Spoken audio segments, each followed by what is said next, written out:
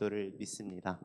그는 성령으로 잉태되어 동정녀 마리아에게 전하시고 본디오 빌라도에게 고난을 받아 십자가에 못 박혀 죽으시고 장사된 지 사흘 만에 죽은 자 가운데서 다시 살아나셨으며 하늘에 오르시어 전능하신 아버지 하나님 우편에 앉아 계시다가 거기로부터 살아있는 자와 죽은 자를 심판하러 오십니다.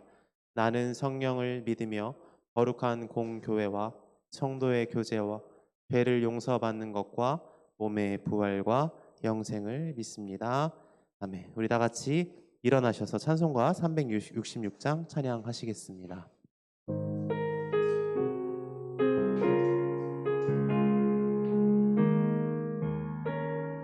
어두운 내 눈 밝히사 어두운 내 눈 밝히사 진리를 보게 하소서. 진리의 열쇠 내게 주사 참빛을 찾게 하소서. 깊으신 뜻을 알고자 엎드려 기다리오니 내 눈을 뜨게 하소서. 성령이여 막혀진 내 귀 여시사 주님의 귀한 음성을 이 귀로 밝히 들을 때에 내 기쁨 한량 없겠네. 깊으신 뜻을 알고자 엎드려 기다리오니 내 귀를 열어주소서.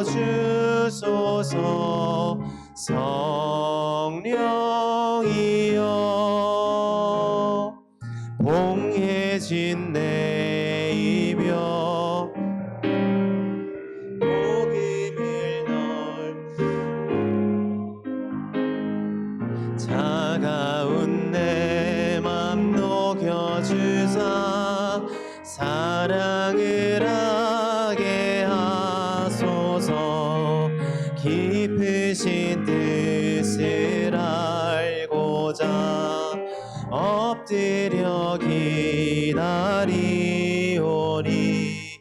내 입을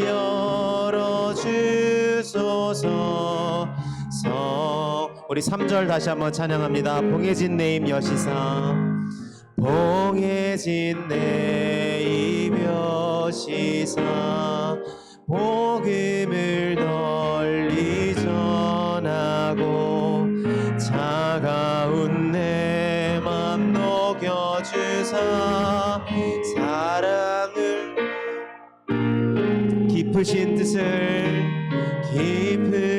뜻을 알고자 엎드려 기다리오니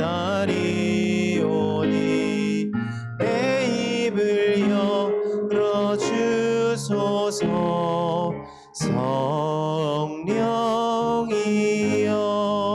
성령이여.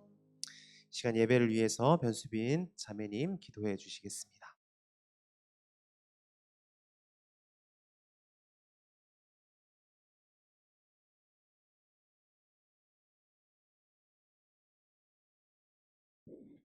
기도드리겠습니다. 사랑의 하나님, 유혹거리가 너무 많은 이 토요일 가운데에서도 우리 청년부 일원들이 이렇게 주님을 예배하려고 나왔습니다. 주님, 이 청년부 한 명 한 명을 귀히 여겨 주시옵소서. 주님, 오늘 목사님께서 귀한 말씀 전해주실 때에 우리가 귀 기울여 듣게 해주시고 그 말씀으로 이번 한 주도 잘 마무리하고 새로운 한 주도 주님 안에서 굳건히 잘 살아갈 수 있는 마음을 허락하여 주시옵소서.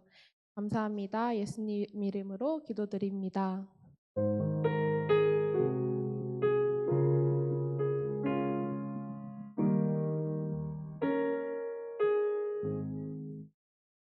네, 우리 함께 오늘 나눌 말씀은 마가복음 7장 14절에서 23절까지 말씀입니다. 저랑 한 절씩 교독하시겠습니다. 예수께서 다시 무리를 가까이 부르시고서 그들에게 말씀하셨다. 너희는 모두 내 말을 듣고 깨달아라.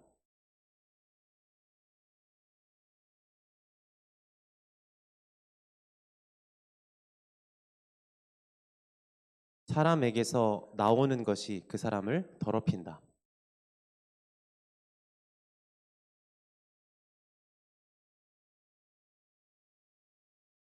예수께서 그들에게 말씀하셨다.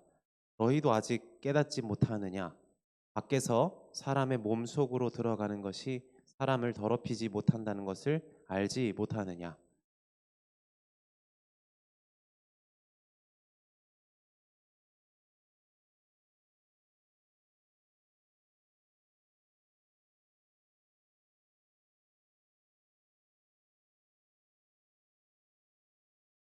또 그들에게 말씀하셨다. 사람에게서 나오는 것, 그것이 사람을 더럽힌다.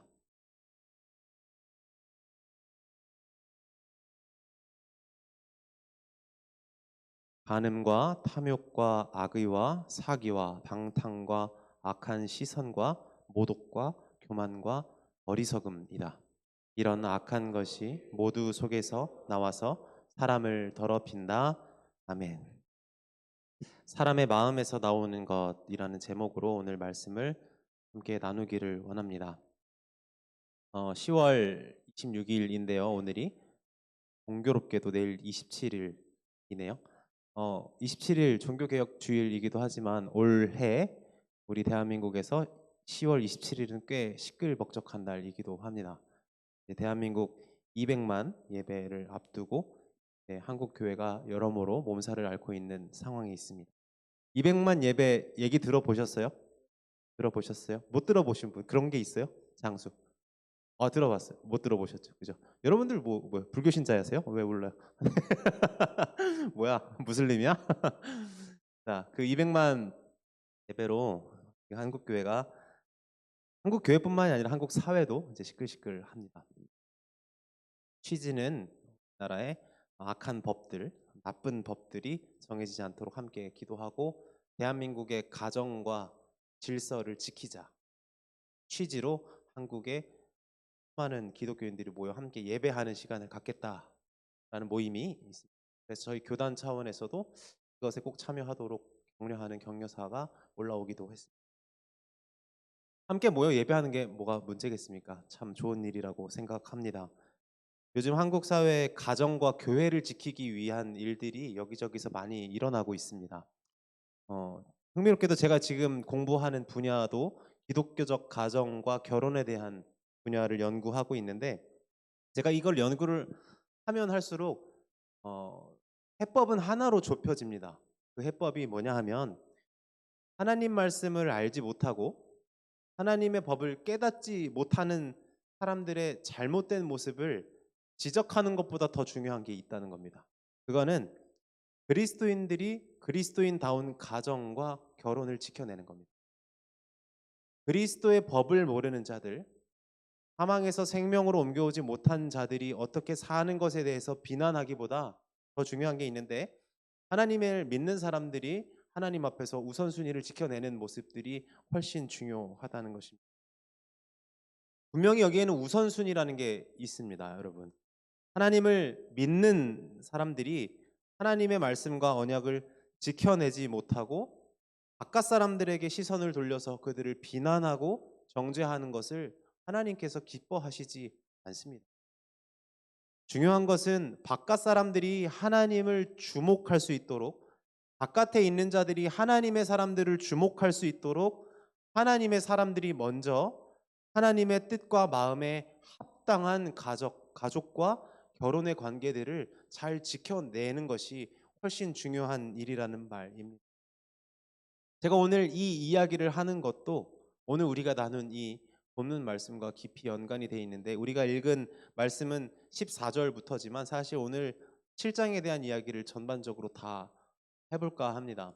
1장 그렇게 어렵지 않습니다. 제가 다 한다고 해서 괜히 긴장하지 마시고 천천히 한번 들어보시면 좋겠습니다. 7장 앞부분에 보면 당시 종교인들이 예수님이 어떤 분인지 궁금해서 찾아오는 이야기가 나옵니다. 당시 예수님 완전 셀럽이었거든요. 그러니까 그 유대 사회에서 예수님 같이 혁명적이고 급진적인 분이 없었어요. 그래서 바리새인을 비롯하여 율법학자, 서기관들이 도대체 예수라는 사람은 어떤 사람이지라는 그 궁금증을 가지고 찾아왔어요.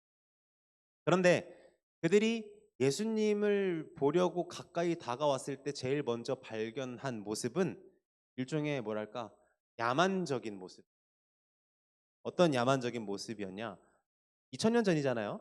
당시 유대 전통에 따르면 모든 유대 사람들이 모든 이스라엘 사람들이 장로들의 전통을 지켰는데 그 전통이 뭐냐면 외부에 나갔다가 돌아왔을 때 손을 포함해서 몸과 몸이 닿는 곳들을 정결하게 깨끗하게 하는 의식을 치러야 했습니다. 근데 이거 사실 오늘 우리가 생각하기에 이거는 좀 위생에 관련된 거잖아요. 그죠? 밖에 나갔다 왔으면 손 씻어야지. 화장실 갔다 왔으면 손 씻어야지. 뭐 이런 생각으로 받아들이지만 당시에는 그 물이 원활하게 보급되던 때도 아니었고 사실 이렇게 씻어낸다라는 것은 위생적인 것에도 관련이 있었으나 종교적인 것에도 관련이 있었습니다.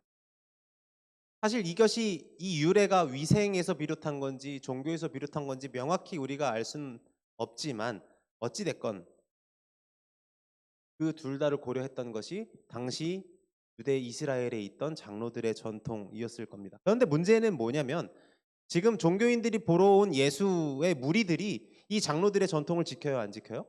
안 지키는 거예요. 화장실 갔다 와서 손 안 씻는 거예요. 밖에 나갔다 와서 손을 안 씻는 거예요. 그러니까 마치 이 유대인들인데 분명히 얘네 이스라엘 사람들인데 이스라엘의 문화를 전혀 모르는 사람들처럼 예수의 무리들이 행동하고 있는 걸 본 겁니다. 근데 제가 상상하는 건데 왜 예수의 무리들은 그랬을까? 예수님이 꼭 그렇게 가르쳤었을까? 밖에 나갔다 오면 절대 손 씻으면 안 돼?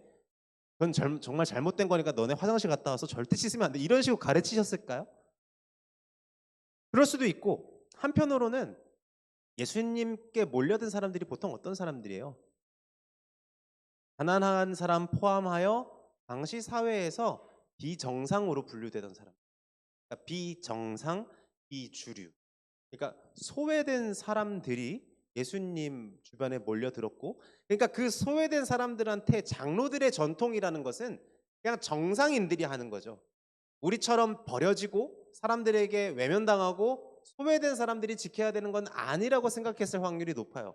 그러니까 예수 무리에는 온갖 그런 전통을 지키지 않는 그 혼돈 같은 것들이 존재했을 것입니다. 그러니까 그 모습을 본 종교인들이 저런 야만적인 놈들이라는 생각을 가지고 아마 예수님께 이렇게 말했을 것 같아요. 5절 말씀이에요. 왜? 당신의 제자들은 장로들이 전해준 전통을 따르지 않고 부정한 손으로 음식을. 근데 이게 여러분 이 지적이 잘못됐어요. 효근이가 화장실 갔다 왔는데 손을 안 씻고 고기를 집어 먹어 손으로. 이거 뭐라고 해야 되는 거? 대성아 한마디 해야 되는 거 아니야? 뭐라고 할 거야? 이렇게 이쁘게 말한다고? 믿어줄게요. 아니 그것 자체는 잘못된 게 아니죠. 사실 아니 뭐랄까 이게 위생적이지 않은 거잖아요. 근데 문제는 여기서 이 부정한 손이라고 할 때 이 부정한이라는 단어가 헬라어로 코이노스라는 단어인데요. 이거를 NIV 성경은 defile이라는 표현을 쓰고 원어에서는 profane이라는 단어를 써요. 그러니까 그 의미 자체는 더럽히다, 신성모독의, 불경한, 세속적인이라는 단어예요. 그러니까 unhygienic이 아니에요. 비위생적인 손이라는 의미가 아니라 신성모독적인 손이라고 이야기를 하는. 그러니까 효근이가 밖에 나가서 왔는데 손을 안 씻었는데 그걸 보고 제 하나님을 모독하는 자네라고 받아들인 거. 그러니까 이게 좀 느낌이 다르다는 걸 이해를 하셨겠죠. 지금 이 종교인들은 예수의 무리를 보면서 쟤네 너무 비위생적이야라고 말하는 게 아니라 그들의 이 위생적인 몸 때문에 너네 건강이 참 염려된다 뭐 이런 이야기를 하는 게 아니고 그들이 지금 신성모독적인 행동을 하기 때문에 그들이 불경하고 더럽고 세속적이라고 비난하는 겁니다. 자, 그것을 들은 예수님께서 이렇게 말씀하십니다. 6절에서 8절까지 여러분들이 한번 읽어주세요. 시작.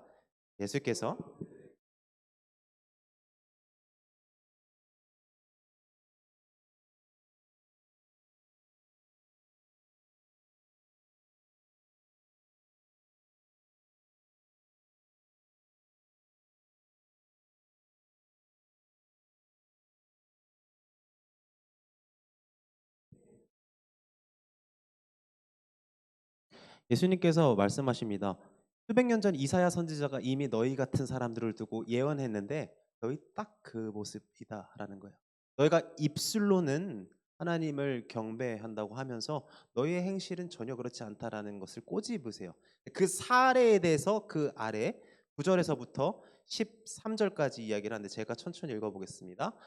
너희는 너희의 전통을 지키려고 하나님의 계명을 잘도 저버린다. 모세가 말하기를 너의 아버지와 어머니를 공경하여라 하고 또 아버지나 어머니를 욕하는 자는 반드시 죽을 것이다 하였다. 그러나 너희는 말한다. 누구든지 아버지나 어머니에게 말하기를 내게서 받으실 것이 고르반 곧 하나님께 드리는 예물이 되었습니다 하고 말만 하면 그만이라고 말한다. 그러면서 아버지나 어머니에게 그 이상 아무것도 해드리지 못하게 한다. 너희는 너희가 물려받은 전통을 가지고 하나님의 말씀을 헛되게 하며 또 이와 같은 일을 많이 한다라는 지적을 하십니다. 여기서 좀 설명이 필요할 텐데 오늘 우리가 듣기에도 전혀 어색하지 않은 가르침을 그들이 했습니다. 민수기 30장 1, 2절을 근거로 해서 사람에게 하는 것보다 하나님께 하는 것이 언제나 우선되어야 된다라는 가르침을. 여러분 이게 틀린 말이에요? 사람에게 하는 것보다 언제나 하나님께 하는 게 우선되어야 한다라는 가르침. 너무 경건한 가르침 아니겠습니까? 자, 이런 가르침을 했는데 이 사람에는 분명히 부모님도 포함되어 있었겠죠. 그러니까 부모님께 뭔가를 하느라 하나님께 소홀히 하면 우선순위가 잘못된 거라고 가르친 거예요. 그런데 이 가르침이 어떻게 변질이 됐냐면 그러니까 그들이 어떻게 결론을 내렸냐면 하나님께 헌신하면 부모님께는 할 필요가 없다. 그렇죠? 그게 코르반이에요. 예수님께서 지금 그 위선을 지적하시는 거예요. 하나님께서 분명히 부모를 공경하라고 부모를 비난하고 정죄하는 자는 반드시 쳐 죽일 것이라고 엄하게 경고하셨는데 너희는 하나님께 드린다고 해놓고 하나님께 드린 것 때문에 부모님을 전혀 공경하지 않는 위선을 범하고 있다. 이 부분이 우리 인간이 얼마나 시대를 초월해서 어리석은지를 잘 나타내주는 대목이라고 생각합니다. 여러분 하나님께서 모세에게 두 가지 돌판을 주시면서 그 안에 너의 부모를 공경하라고 분명하게 기록해 주셨습니다. 그런데 그것을 들은 사람들이 예를 들면 어떻게 행동하는 겁니까? 부모님을 공경하라고 했으니까 하나님은 공경하지 않아도 되겠다. 이렇게 받아들인 거예요. 이런 멍청한 해석이 어디 있어요? 그러니까 이번엔 또 반대로 가르치는 거예요. 하나님을 공경해야 한다. 그러니까 이번엔 어떻게 해석해요? 하나님을 공경하라고 했으니까 부모님은 공경할 필요가 없겠다. 여러분들에게 제가 물어볼게요. 앞에 거랑 뒤에 거랑 뭐가 옳은 거예요? 뭐라고요? 둘 다 틀렸죠. 그럼 뭐가 맞는 거예요? 둘 다 하는 그러니까 이게 정확한 거죠. 그 둘이 서로 충돌하는 게 아닌 거예요. 하나님을 섬기는 것과 부모님을 섬기는 것이 충돌하는 게 아닌 거예요. 부모님을 섬기는 자가 하나님을 섬기는 것과 충돌하지 않아요. 그런데 이 해석을 잘못하게 만드는 게 어디서 비롯한 거예요? 그걸 해석하는 인간의 마음에 있다는 거예요.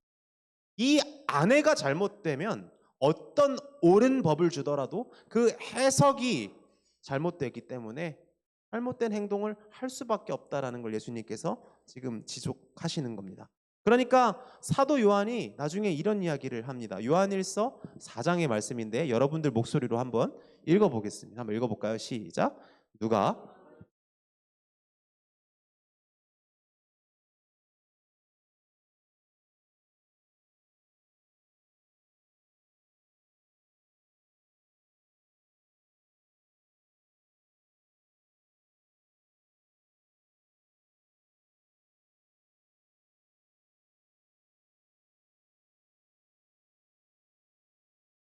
자, 하나님을 사랑한다고 말하면서 부모님을 업신여기고 형제자매를 미워하고 이웃을 외면하고 비난하는 거.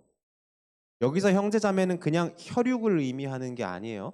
여기서 형제자매는 하나님 아버지 아래 모든 사람들을 일컫는 말입니다. 다시 말하면 하나님을 사랑한다고 말하면서 이웃을 미워하는 사람이 어떤 사람이래요? 거짓말쟁이래요.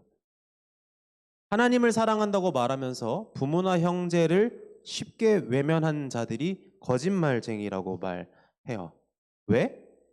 눈에 보이는 사람을 사랑하지 못하면서 보이지도 않는 하나님을 사랑한다는 것은 불가능하기 때문이라고 말하는 것입니다. 안 놓치셨어요? 방금 제가 말한 거? 눈에 보이는 사람도 사랑하지 못하면서 보이지 않는 하나님을 사랑한다고 말한다는 것은 불가능하고 기만적이고 위선적인 말이라는 겁니다. 제가 재밌게 본 드라마 중에 벌써 몇 년 된 건데 이태원 클라스라는 드라마가 있었어요. 완전 멋있는 남주인공이 나오는 그걸 보면서 장 회장이라는 인물이 이렇게 나오거든요. 근데 저 아들이 계속 사고를 쳐요. 장근원이었던 것 같아. 제가 지금 그 아들들 이름까지 기억해요. 자, 그 아들이 계속 사고를 치니까 이 회사에 누가 끼치겠죠? 주가가 계속 떨어지고 그러니까 어떤 충직한 예쁜 직원이 와서 회장님, 장근원을 내치셔야 합니다. 당신의 장남을 회사에서 내치셔야 합니다. 그래야 이 회사를 지킬 수 있습니다라는 충직한 권유를 합니다. 그런데 그때 장 회장이 뭐라고 말을 하냐면 내가 회사를 차리려고 했던 목적이 내 가족에게 따뜻한 밥 한 끼 먹이기 위한 것이었는데 어떻게 나한테 그런 말을 할 수 있어? 다시는 그런 말 하지 마. 자기 장남을 감싼 거죠. 주가가 쭉쭉쭉쭉 떨어져요. 근데 회장은 끝까지 자기 그 장남을 지키려는 그런 말을 한 겁니다. 근데 문제는 이렇게 하면 이 사람이 악역이 아니겠죠. 이러고 나서 그 다음날 이 장 회장은 그 직원뿐만 아니라 그 충직한 조언을 했던 직원뿐만이 아니라 아무도 모르는 사이에 손을 써가지고 자기가 여태 저질렀던 모든 잘못과 죄들을 아들에게 뒤집어 씌워서 감옥에 들어가게 만듭니다. 그리고 기자회견을 열어서 내가 못난 자식을 잘못 기른 아주 못난 아버지다라는 그 어떤 자식을 향한 사랑이 가득한 아버지의 모습으로 가식적인 모습으로 기자회견을 열면서 눈물을 흘립니다. 그러니까 이 장면을 본 우리 멋있는 주인공 박세로이가 어떻게 합니까? 화장실에 뛰어가서 구역질을 합니다. 여기서 주인공이 왜 구역질을 하는 것 같아요? 이 회장이 비위생적이라거나 그죠? 뭔가 더러워서 그러는 게 아니에요. 지금 이 구역질하는 그 근거에는 겉과 속이 다른 그 회장의 위선과 그의 행동에서 드러난 그 내면의 그 추악함, 신성모독적이고 불경하고 세속적인 그의 언행이 역겨운 거죠. 그리고 제가 봤을 때 바로 이것이 오늘 예수님께서 지적하신 부정함이라는 것의 참 의미입니다. 예수님께서는 지금 종교인들의 위선을 보고 계신 겁니다. 하나님을 공경한다고 말하면서 부모 공경하기는 외면하고 하나님을 사랑한다고 하면서 자기에게 주어진 주변 사람들을 마음껏 미워하고 마음껏 정죄하고 마음껏 비난하는 사람들을 보면서 오늘 우리가 읽은 본문의 이야기를 꺼내시는 겁니다. 너희는 모두 듣고 깨달아라. 이 얘기를 왜 하셨는지 아시겠죠? 깨닫지 못하기 때문에 하시는 거예요.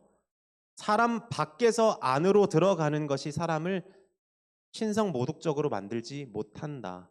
오히려 사람 안에서 나오는 것이 그 사람의 마음에서 나오는 그것이 내면에 있는 어리석음과 교만함과 모독과 악한 시선과 방탕과 사기와 악의와 탐욕과 간음이 그 사람을 하나님 앞에서 부정하게 만들고 신성 모독적으로 만들고 역겨운 상태로 만든다고 말씀. 대다수의 사람들이 눈에 보이는 것, 눈에 보이는 상태, 겉으로 드러나는 모양이 곧 하나님 앞에서 그 사람이 어떤 사람인지를 결정한다고 생각합니다. 제가 지금 이렇게 말하면 아니요 목사님 그거 아닌데요 라고 말씀하실지 모르겠으나 우리가 아무리 공부하고 아무리 성경을 연구하고 깊이 기도해도 은연중에 우리는 누군가가 나와 다른 외양을 가지고 있거나 누군가가 나와 다른 전통을 지키거나 누군가가 나와 다른 행동을 하고 다른 언어를 사용하고 보편적이지 않은 결정을 내리는 것을 보면서 역겹다고 신성 모독적이고 불경하다고 생각하는 경향이 우리 인간 모두에게 있습니다. 다시 말하지만 오늘 본문에서 나온 이 종교인들은 예수님의 사람들을 보면서 그들이 손을 씻지 않은 걸 보면서 아 너네 굉장히 비위생적이야 라고 지적한 게 아니라 그들의 종교 전통에 따라서 불경하고 신성 모독적이라고 비난하는 겁니다. 자, 그리고 우리가 생각해 봐야 하는 점은 이 종교인들이 오늘 우리 마사 누스바움이라는 철학자 분이 되게 멋있는 여성분. 그분께서 혐오와 수치심이라는 책을 쓰셨습니다. 거기서 더러움과 역겨움에 대한 기원 이야기를 하시는데 이런 이야기를 하세요. 더러움, 우리가 느끼는 역겨움의 기원은 배설물이나 혈액 같은 인간의 건강을 해칠 수 있는 비위생적인 것에서 비롯한 거래요. 그런데 문제가 뭐냐면 그것이 종교의 탈을 쓰고 나면 단지 비위생의 문제가 아니라 누군가를 향한 혐오의 문제가 된다.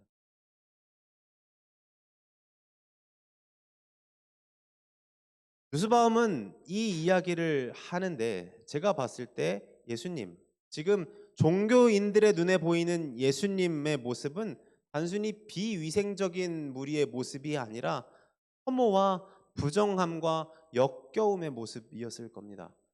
우리가 흔히 이미지로 보는 예수님의 모습은 제가 어제 YMCA 저기 종로에 갔다 왔는데 거기에 보면 동양의 예수님의 모습을 이렇게 또 그려놨더라고요. 그 예수님은 이렇게 동양의 수염을 가지시고 동양인처럼 이렇게 생긴 모습이었는데 어디에 가면 그 예수님의 모습은 태국 사람의 모습이고 어디에 가면은 유대의 모습이기도 하고 어디에 사람은 또 아메리칸 지저스의 모습이기도. 네. 우리가 생각하는 예수님의 모습 되게 깔끔하고 정돈된 모습이지만 당시 저들을 종교인들의 눈에 예수님의 모습이 혐오스럽고 역겨웠을 것이라는 겁니다. 그래서 지금 그 종교인들은 예수 우리 곁에 와서 당신들 왜 이렇게 혐오스럽냐고 비난하는 거. 그런데 제가 봤을 때 예수님께서 보시기에 진짜 역겨움을 초래하는 것은 자신과 제자들이 아니라 위생적인 겉모습을 자랑하면서 마치 그것이 하나님 앞에서 자기의 정결함을 의미한다고 생각하는 종교인들의 위선이었어요. 나 이렇게 깔끔하게 깨끗하게 위생적으로 살아온 것이 자기의 내면은 조금도 돌아보지 않으면서 누군가를 끊임없이 비난하고 정죄하면서 나는 하나님 앞에 참 괜찮은 사람이야 라고 생각하는 그 모습 보면서 예수님께서 똑같이 혐오의 생각을 하셨을 것이라는 말입니다.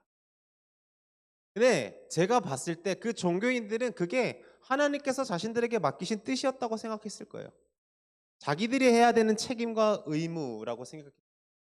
거룩한 우리와 거룩하지 않은 저들을 분별하고 정결한 우리와 부정한 저들을 나누고 선택받은 우리와 선택받지 못한 저들을 나누고 구원받은 우리와 구원받지 못한 저들을 구별해내는 것이 하나님께서 이스라엘 민족을 선택하신 이유라고 생각했을 때 하나님께서 이스라엘 민족을 가르치고 하나님의 말씀을 주시고 예배해서 성장하게 하신 이유가 우리와 저들을 구별하게 만들기 위한 것이라고 생각했을 것입니다. 그러나 정말 성경이 그렇게 말합니까? 정말 성경이 그렇게 말할까요? 성경은 하나님께서 하나님의 사람들을 선택하시고 그분의 말씀을 가르치신 뜻과 목적을 다음과 같이 아주 명확하게 설명합니다. 신명기 10장 17절에서 19절 말씀 우리 한번 읽어보겠습니다. 시작. 이 세상에는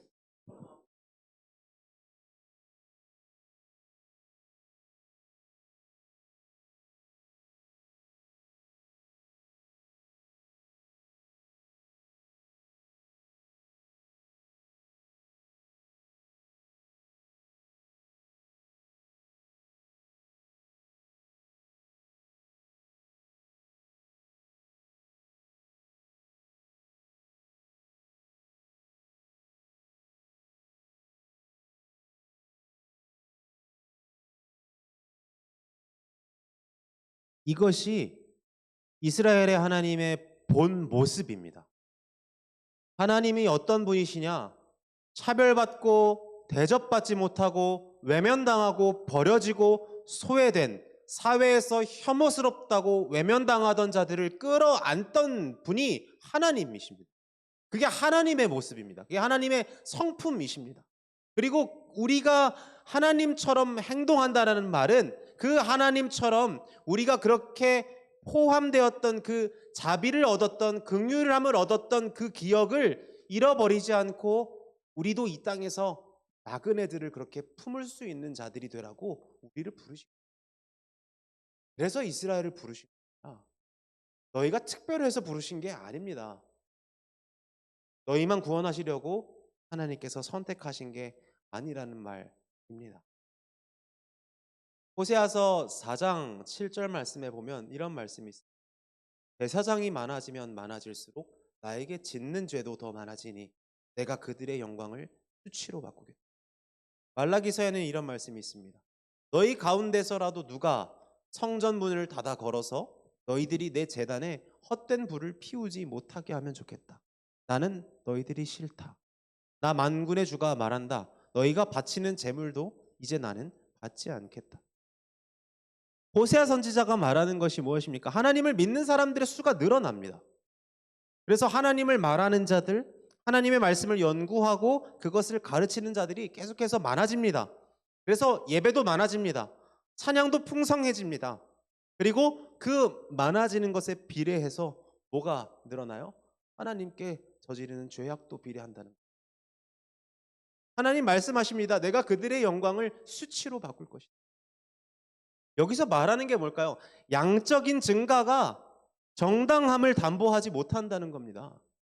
뭐가 많아진다고 해서 뭐가 수적으로 양적으로 커지면 그게 하나님 앞에서 옳다라는 것을 보장하지 못한다는 겁니다.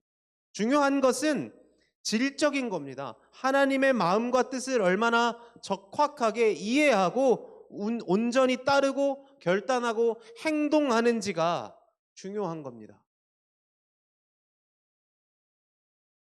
입과 몸이 따로 놀면 안 되는 거죠.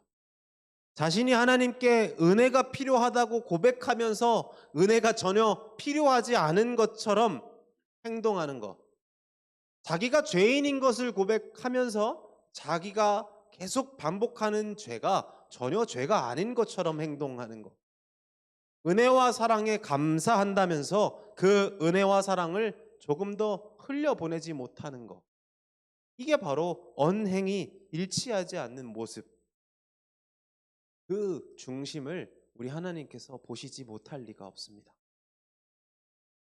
예수님께서 오시기 전까지 종교인들의 그 위선은 먹혔을 겁니다. 그 사람들 진짜 너무 뜨겁다. 그 사람들 너무 먹혔겠죠. 문제는 그때가 아닙니다. 문제는 예수님께서 오셨어요. 예수님께서 오셨을 때 그들의 안에 죽은 뼈들이 가득한 거예요. 저들이 그들의 외양은 그렇게 정갈하게 깔끔하게 차려입고 마치 하나님 앞에서 참 겸손한 것처럼 보이나 그 내면에 보면 그 안에서 쏟아져 나오는 썩은 것들, 하나님께서 맡겨두신 그 사명을 멀리하고 하나님께서 돌보라고 보낸 그 양들을 외면하고 과부와 고아의 가산을 삼키는 그들의 모습을 고스란히 들어 월터 브루그만이라는 신학자께서 쓰신 예언자의 기도라는 책이 있습니다. 거기에 이런 기도문이 나와 있어요. 제가 한번 읽어보겠습니다. 어쩌면 우리는 꽃바구니를 들고 지옥행 열차에 몸을 싣고 있었는지도 모릅니다. 크고 작은 뉴스를 접할 때마다 우리는 이미 지옥 문턱에 도착했다는 사실을 깨닫습니다. 우리는 세상에서 많은 것을 누리고 있지만 우리 안 그리고 주변 곳곳에는 지옥의 그림자가 드리우고 있습니다. 지옥의 손길이 드리워져 있습니다. 하지만 주님, 당신만이 우리의 주님이십니다. 당신은 우리의 수많은 지옥 속으로 들어오셨습니다. 자신을 낮추시고 지옥의 법을 따르셨으며 그곳에서 우리와 함께 고통받으셨고 늘 우리 가운데 계셨습니다. 그리고 당신의 능력으로 새로운 생명, 새로운 삶을 가져오셨습니다. 그러니 오늘 우리를 우리의 부정적인 생각과 행동에서 건지소서. 오늘 이 도시의 잔혹함과 수많은 실패에서 일으키소서. 오늘 이 세상을 이미 세상에 도래한 폭력과 무관심의 지옥에서 구하소서. 오늘 우리를 새로운 찬양과 기쁨의 순종으로 부르소서. 지옥에 내려가셨고 찬란한 영광 중에 하늘로 올라가신 당신을 찬양합니다. 아멘. 우리들의 인생에는 어떤 그림자가 드리우고 있을까요? 저와 여러분들이 이 땅에 살아갈 때 여러분들의 인생에 하나님 나라의 그림자가 드리우고 있습니까? 아니면 지옥의 불길들이 여러분들의 삶을 집어삼키고 있습니까? 여러분들에게 맡기신 그 영혼들에게 여러분들은 하나님 나라의 손길을 전하고 있습니까?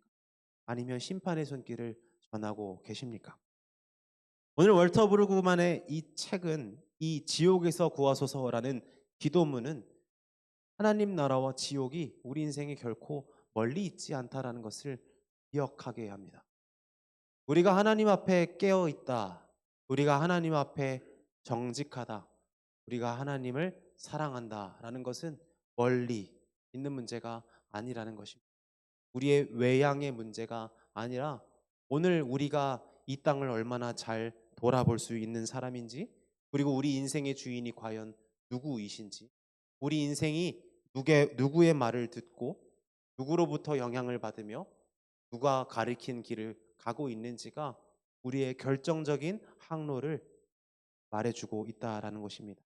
바라기는 오늘 제가 이 설교를 준비하면서 그런 생각을 했습니다. 우리 안에 어디 선한 게 있겠나? 저와 여러분 안에 선한 것이 어디에 있겠습니까? 우리에게 새로운 생명을 주실 분은 예수님밖에 없습니다. 우리 안에 새로운 법을 가르치시고 새로운 질서를 주시고 새로운 마음과 새로운 생각을 주실 분은 우리 하나님밖에 없습니다. 우리가 하나님을 신뢰하고 하나님 앞에 예배하고 기도한다라는 의미는 바로 그 의미입니다. 우리가 날마다 하나님 앞에서 배우고 겸손하여 이 땅을 살아가는 법을 조금씩 배워갈 때 우리 인생이 하나님 나라의 그 영향력 안에 선한 빛으로 드러나게 될 줄로 믿습니다. 그래서 바라기는 우리 독일교회 귀한 형제 자매님들이 종교인들이 아니라 예수의 사람들이 되셨으면 좋겠습니다. 우리 청년들이 하나님의 자녀들이 되셨으면 좋겠고, 우리 나그네들을 돌보셨던 그 하나님을 닮아 이 땅에서 나그네들을 돌보실 수 있는 귀한 존재자들이 되시기를 주님의 이름으로 간절히 축복합니다. 기도하겠습니다. 우리 시간 다 같이 일어나서 찬양하시고 함께 기도하겠습니다.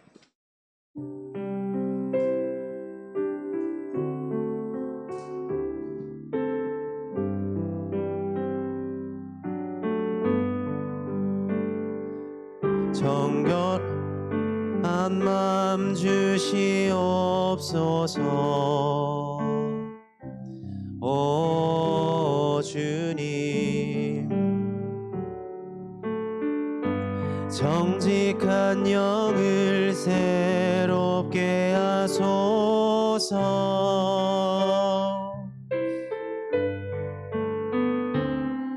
정결한 마음 주시옵소서. 오 주님, 정직한 영을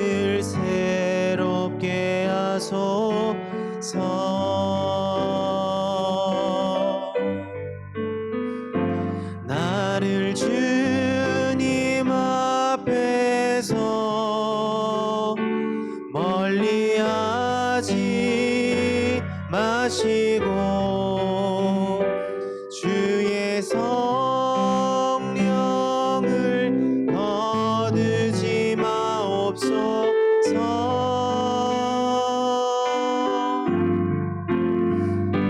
그 구원의 기쁨 다시 회복시키시며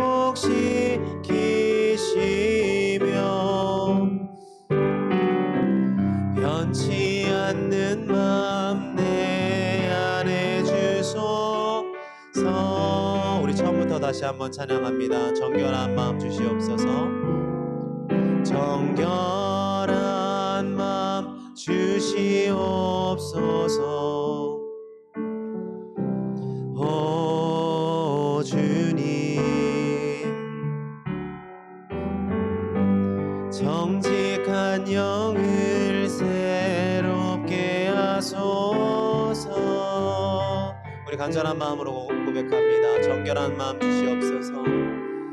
정결한 마음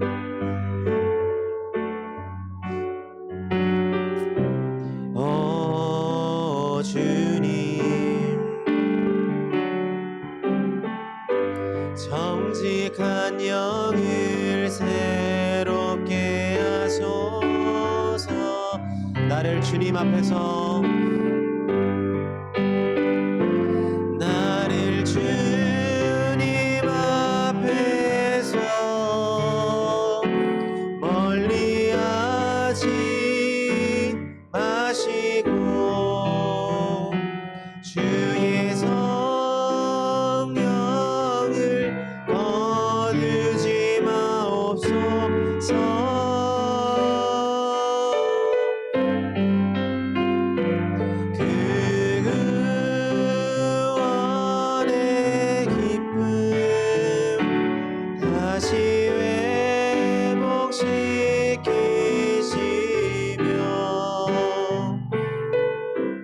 변치 않는 맘 내 안에 주소. 나를 주님 앞에서 멀리하지 마옵소서. 찬양합니다. 나를 주님 앞에서 멀리하지 마시고 주의 성령을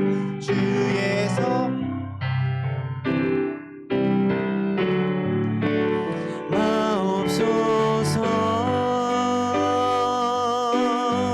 그 구원의 기쁨, 그 구원의 기쁨 다시 회복시키시며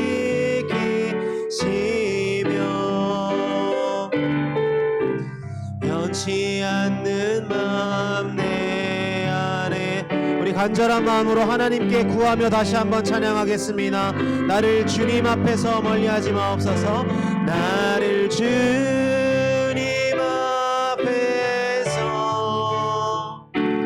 멀리하지 마시고 주의 성령을 주의 성령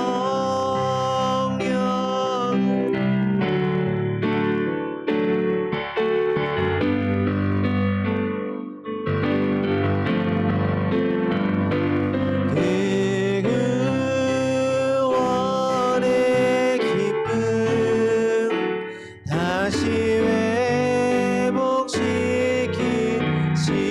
회복시키시고 변치 않는 맘 내 안에 주소서.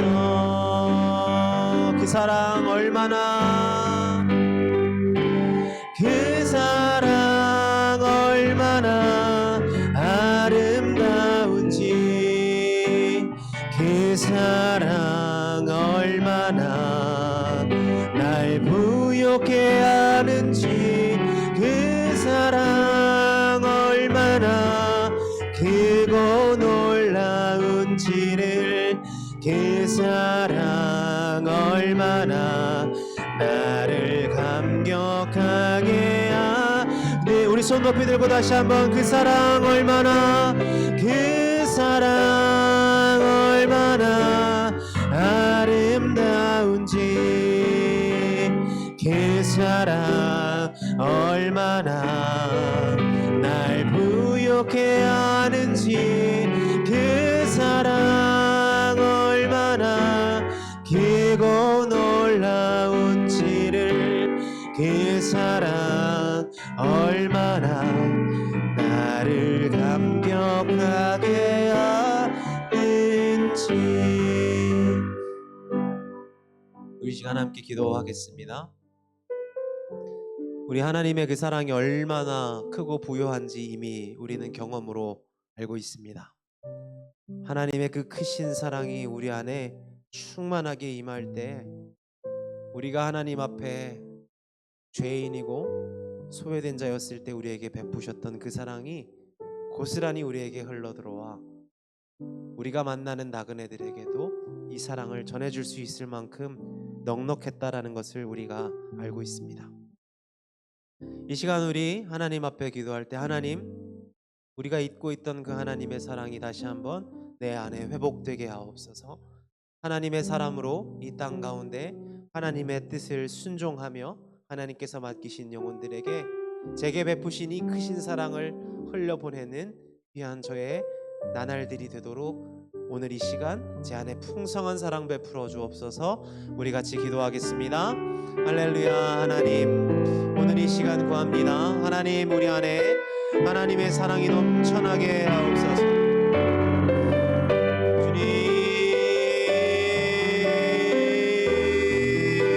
주님, 놀라우신 하나님의 그 크신 사랑이 오늘 우리 안에 넘쳐나게 하옵소서.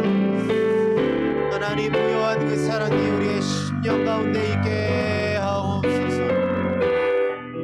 하나님, 우리가 우리의 가족과 우리의 친구와 우리가 만나는 이웃들에게 이 놀라운 사랑을 끊임없이 전해줄 수 있는 그 깊고 크신 하나님의 사랑이 우리 안에 풍성하도록 솟아나게 하옵소서.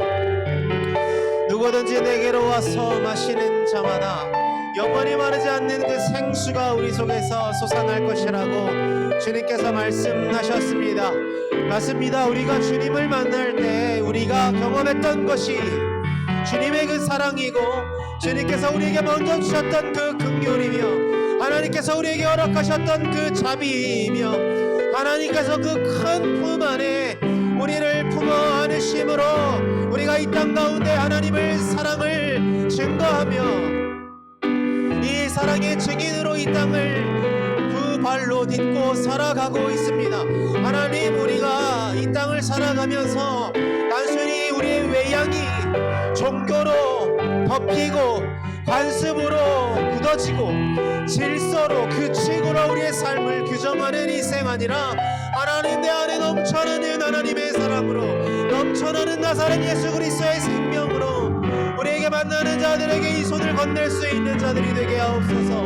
마무리 우리 인생이 메마르지 않게 하시며 간조한 땅처럼 갈라지지 않게 하시며 우리에게 만나는 이들에게 성령 하나님의 그 풍성하신 은혜를 전할 수 있도록 하옵소서. 여기서 기도하고 간구하는 자들에게 하나님 그 크신 사랑을 허락하여 주옵소서. 그래서 이 한국교회에 다시 한번 예수님의 그 사랑이 조금씩 전해지는 역사가 있게 하옵소서. 우리가 기도하고 구하는 것들이 오직 영원한 하나님의 손에서부터 나타나는 것임을 우리가 신뢰하며 날마다 하나님께 구하는 우리의 인생들이 되게 하시고 하나님, 우리 인생의 많은 것들 우리가 결코 주님 우리의 인생으로 구할 수 없는 것들 우리가 절대로 우리의 손으로 얻어낼 수 없는 그것들을 하나님께 구하며 나아가는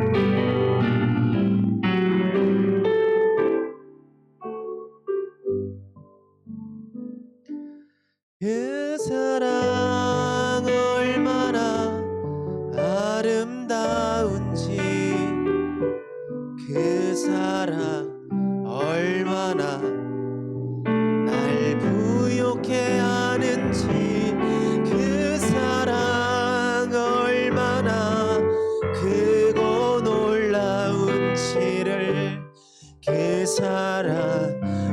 얼마나 나를 감격하게 하는지, 그 사랑 얼마나 아름다운지, 그 사랑 얼마나 날 부욕해 하는지, 그 사랑 얼마나 크고 놀라운지를, 그 사랑 얼마나 나를 감격하게 하는지. 우리 지금 한 번 더 기도하겠습니다. 요즘 제가 광화문과 여의도에 갈 일이 참 많습니다. 그곳에서 참 그리스도인들을 많이 만납니다. 그런데 그 아름다웠던 그 사랑이 도무지 보이지를 않는 것 같습니다. 그 부요하고 그 놀라운 그 사랑들이 도무지 흔적조차 찾기 어려운 모습이기도 합니다. 여러분, 우리 교회죠. 우리는 교회. 우리 한번 우리를 돌아볼까요? 여러분들이 고백하는 그 아름다운 사랑이 우리의 모습에 있습니다.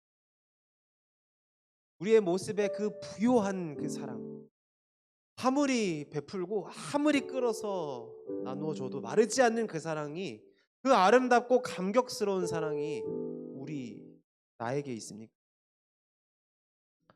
맞습니다. 우리는 우리를 정죄해야 되는 사람들이 아니라 그 사랑을 하나님께 공급받아야 되는 사람들입니다. 오늘 이 시간 우리 아버지께서 구하는 자들에게 다시 주실 것입니다. 그 아름다운 사랑을, 그 부요하고 놀랍도록 감격스러운 사랑을 여러분들 한 사람 한 사람에게 충만하게 부어주실 겁니다. 그리고 우리는 그 사랑을 가지고 이 땅에 예수 그리스도의 몸된 교회로 살아가게 될 것입니다. 이 시간 함께 기도할 때 하나님, 내 안에, 우리 청년부와 독일교회와 서울생수회관교회와 한국교회 안에 하나님 아버지, 성자 예수 그리스도의 성령 하나님의 그 아름다운 사랑이 다시 한번 충만하게 부어지게 하옵소서. 우리 같이 기도하겠습니다. 할렐루야. 하나님, 우리가 간절히 구하는 것은 우리 안에 하나님께서 부어주셨던 그 풍성한 사랑이 다시 한번 부어지기를 원하는 것입니다. 우리에게 먼저 주셨던 그 놀라운 사랑들이 우리에게 먼저 나타내 주셨고, 우리가 먼저 맛보았던, 우리가 먼저 경험했던, 도무지 말로 표현할 수 없었던, 도무지 마르지 않고 그 끝을 알 수 없었던 사랑이 다시 한번 제 안에 부어지기를 원하는 것입니다. 선한 것이 하나도 없는 내 심령에 예수님의 그 사랑이 부어지기를 원하는 것입니다. 하나님 앞에 정직한 것이 하나도 없던 내 심령에, 내 깊은 곳에 다시 한번 나사렛 예수의 사랑이 부어지기를 원하는 것입니다. 지금도 살아계시는 성령 하나님의 사랑이 내 생각과 내 마음을 주장하시기를 원하는 것입니다. 내가 아무리 애써도 얻지 못하던 그 사랑이 나를 향하여 값없이 주시는 그 사랑으로 다시 한번 허락되기를 원하는 것입니다. 하나님, 이 시간 우리가 이곳에서 말씀을 가지고 하나님 앞에 기도하는 하나님의 아름다운 아들 딸들에게 다시 한번 그 사랑을 허락해 주실 줄로 믿습니다. 이 시간 입술을 열어 이 지옥의 그림자가 가득한 세상 가운데서 하나님 나라를 전하는 발걸음으로 살아가는 귀한 당신의 아들 딸들에게 영원히 마르지 않는 사랑을 부어 주시옵소서. 전혀 부족하지 않고 전혀 바닥이 드러나지 않으며 아무리 베풀어도 마르지 않는 그 사랑이 우리의 손길과 발걸음과 우리의 입술과 우리의 행동을 통하여 나누어지는 역사가 우리 독일교회 청년부 아들 딸들에게 있게 하옵소서. 살아계신 하나님, 오늘 이 시간 예배하며 찬양하며 기도하고 주님께 간구하는 이들의 모든 일상 가운데 하나님의 사랑이 넘쳐 흐르게 하시며 이들의 가정 가운데도 하나님의 사랑이 마르지 않게 하시고 우리가 경험하는 관계와 모든 일터 속에도 하나님이 주시는 그 사랑으로 말미암아 날마다 마르지 않는 복이 있도록 은혜 베풀어 주시옵소서.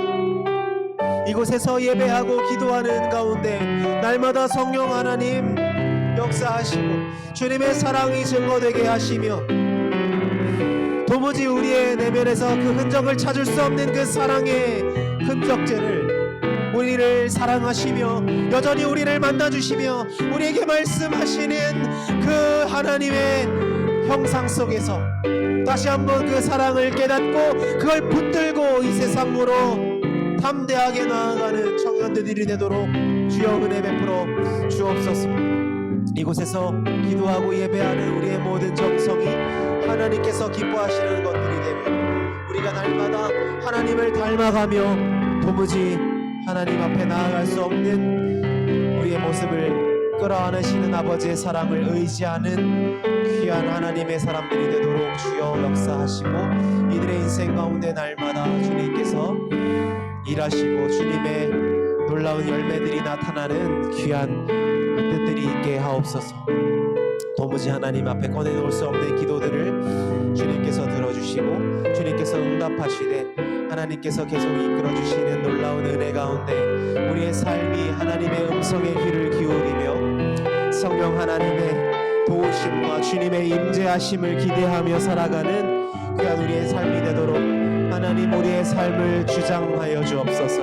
우리의 생각을 주장하시고 우리의 말과 우리의 손길과 우리가 계획하는 모든 순간들을 주장하셔서 날마다 하나님을 닮아가는 거룩한 하나님의 형상들이 되도록 주님께서 원래 맡겨두셨던 그 소명들을 기억하고 그 소명대로 살아갈 때 하나님께서 이들의 인생을 사용하시고 이들이 아주 작은 겨자씨 같은 믿음으로 이 땅을 살아가지만 이들의 인생을 통하여 하나님께서 그 어떤 나무보다 큰 나무로 살게 하시며 열매 맺게 하시고 이들의 인생 가운데 그 곁에서 숨쉬고 안식을 얻는 놀라운 역사들이 이들의 삶 가운데 있도록 주여 은혜 베풀어 주시옵소서.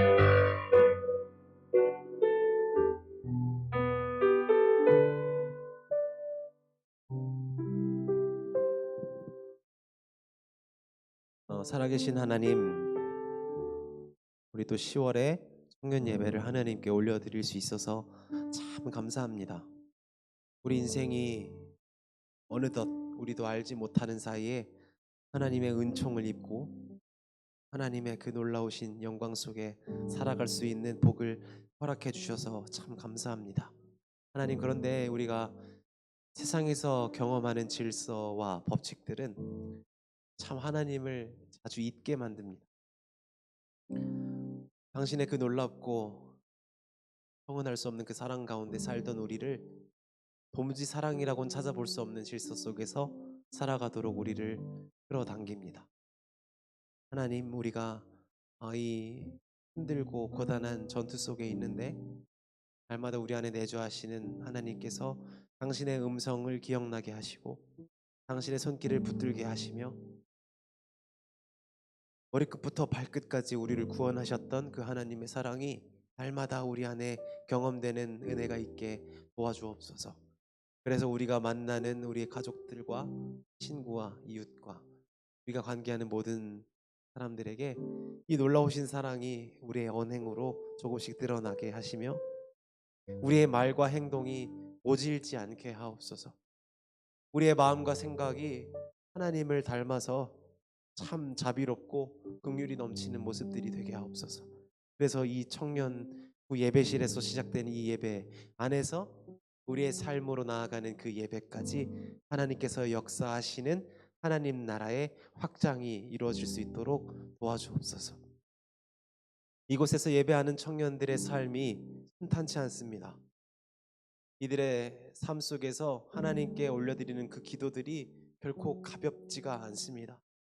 하나님 아시겠지만 우리가 하나님 앞에 고백하는 것들이 참으로 우리를 힘들게 하고 마음 아프게 할 때가 많이 있습니다. 그러나 우리를 향하여 마르지 않는 당신의 사랑으로 말미암아 다시 한번 용기 있게 이 땅을 살아갈 수 있다. 우리 안에 힘과 믿음과 은혜를 더하여 주옵소서. 내일은 추수감사주일입니다. 하나님께서 우리 인생에 맡겨주시고 우리 인생에 베푸신 것을 헤아려 볼 수 있게 하시고 이 받은 복들이 하나님 앞에 기쁨과 감사로 올려지는 복된 주일이 되도록, 이곳에서 예배하지 못한 청년들의 인생들에도 동일한 복이 있게 하시며 날마다 우리가 말씀 앞으로 가까이 나아가는 새벽 이슬 같은 주님의 청년들 되도록 도와주옵소서. 이제는 우리 구주 예수 그리스도의 은혜와 하나님 아버지의 크신 사랑하심, 성령 하나님의 충만하심, 위로하심, 교통하심이 오늘 이곳에서 예배한 주님의 아들 딸들 머리 위에 이들의 학업과 일터와 가정과 관계하는 모든 순간들 속에 이제로부터 영원까지 함께 하시기를 간절히 축원하옵나이다. 아멘.